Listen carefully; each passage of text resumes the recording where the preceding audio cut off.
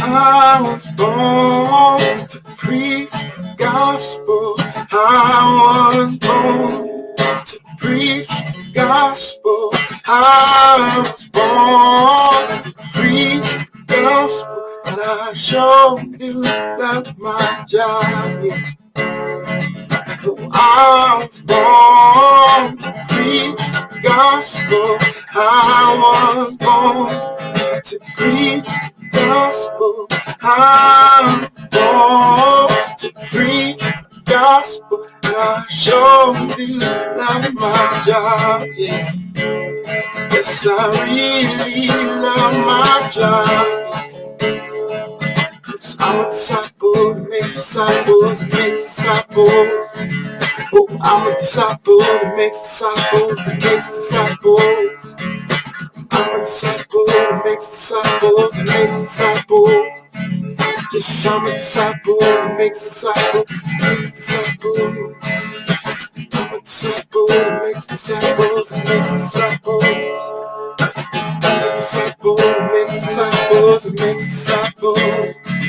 Get firmly rooted. So let's get firmly rooted. Let's get firmly rooted. So let's get firmly rooted. Oh, I'm a disciple that makes disciples that makes disciples. I'm a disciple that makes disciples that makes disciples. I'm a disciple that makes disciples that makes disciples. Let's get firmly rooted. Firmly rooted. Let's get firmly rooted.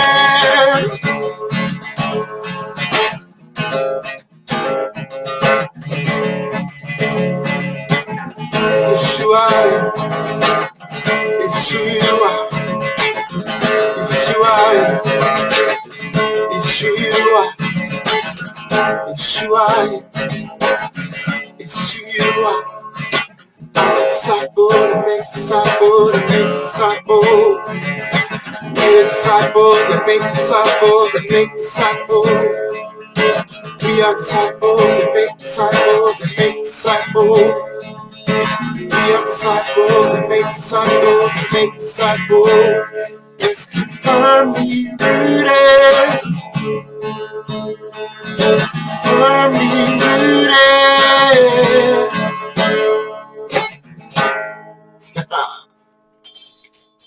Yo! Good morning, everybody. Happy Tuesday. Sun is out. Man, it's beautiful out there. It's freezing though. I think it was like 0 degrees when I walked out. I was like, oh.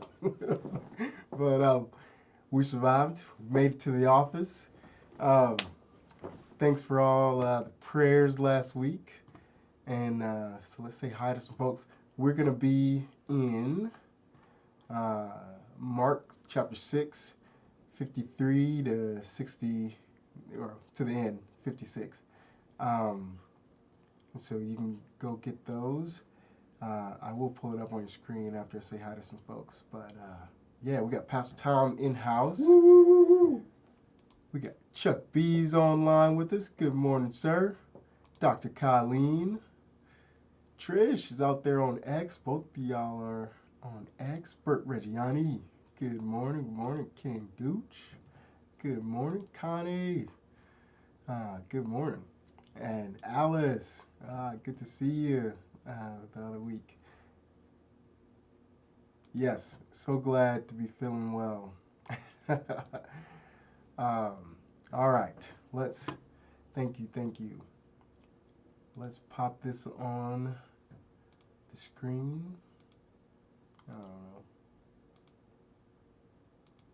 There we go. That works. All right. So this is right after Jesus walks on the water, right? Peter, or in Mark, he doesn't talk about Peter walking on the water.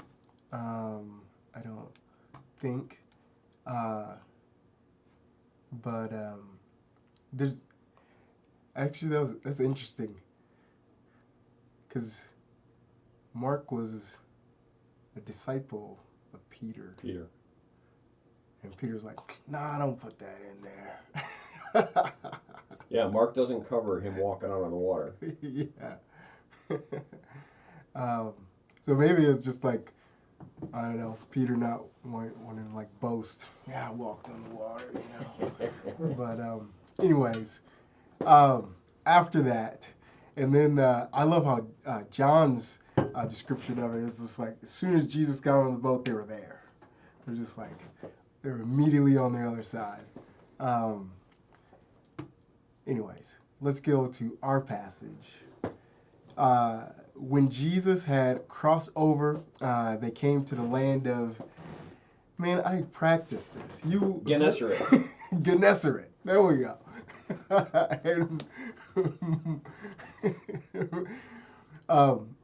when came over to the land of Gennesaret and moored to the shore, and when they got out of the boat, and the people immediately recognized him and ran about the whole region, begging to bring all the sick people in their beds to wherever they had heard he was. We should stop right there. Man, this is what you would expect, right? Like you would expect if Jesus was around and you knew anybody who was sick, who was hurting, who was whatever, you would do whatever you had to do. Like if Jesus was so close, right? Like he's in Ann Arbor. Man, I best believe I'm selling stuff to get some gas money to get everybody I know to see Jesus. That's common sense, right? You hear this guy who can cleanse leprosy, right? Who can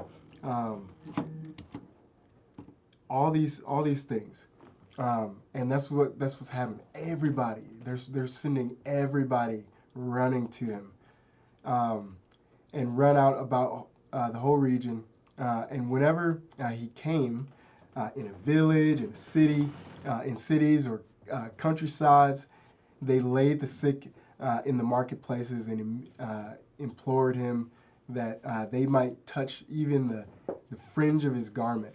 And as many as touched it were made well. And so, man, this had to be the most healthiest region in the whole world, right? I think I was talking to Pastor Tom before we went live. John talks about how, man, the book there's not enough books. Like they couldn't have written enough books about all the miracles and all the different things that Jesus accomplished in these 3.5 years of his earthly ministry. All these people, imagine all of these people were touched. All these people were set free from sometimes lifelong, ailments, or like unclean spirits and all these other things. Arms growing back, leg growing, like you name it, like all this stuff was happening, and it was just what you imagine revival looks like in America. Like it's just like everybody's running, like nothing else matters, right? Like it doesn't matter. I was supposed to go, do this thing. Hey, Jesus in town. Cancel that. We're going to Jesus. And then it begs the question of, why doesn't that happen today? Like why don't we have traffic jams on Sunday morning? Like, shouldn't people be running towards the church, especially like in the last few years, where it just seems like the world is just getting darker and darker and darker. Man, shouldn't the world be running to the church? Shouldn't we as the light bearers, the people who have been awakened to the goodness and the power of the gospel, shouldn't we be sending people running to him? And not necessarily to a building, right? But that's where we congregate on Sunday mornings. And why aren't people running towards the church? Why aren't people running towards believers? And I don't have the answer. This isn't going to be a devotion where it's like, oh, Aaron said something profound. But it's just something for us to ponder on, right? Like, is the testimony of my life sending people running after Christ on a consistent basis, right? If I personally have to answer that, no, right? Like I'm not seeing this like, I'm not seeing this testimony like the woman at the well who's sending whole villages, right? Like I've lived in Waterford for 2 years, and all of Waterford isn't saved or running after Christ yet. And so, what's the testimony of our lives doing to the people in our spheres of influence and in our, in where I go? Am I being a witness? Am I being a light? Is my attitude worth catching? Is my, are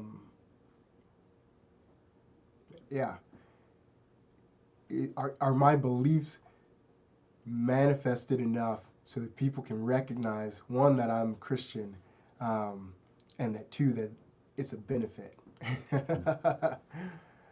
Does that make sense? So I don't want to bring us down or anything like that, but I actually just want us to do some soul searching and in those areas where we feel like we can strengthen our witness, strengthen these things.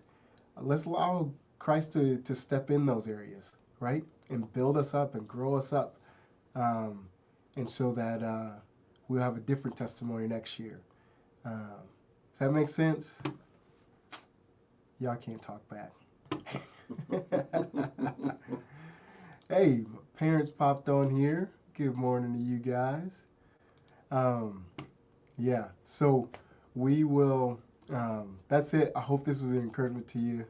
We'll be back here at 9 o'clock for some prayer. My pops is doing the prayer today. But yeah, let's let the testimony of our lives send people running after Christ. Amen. Amen. Amen.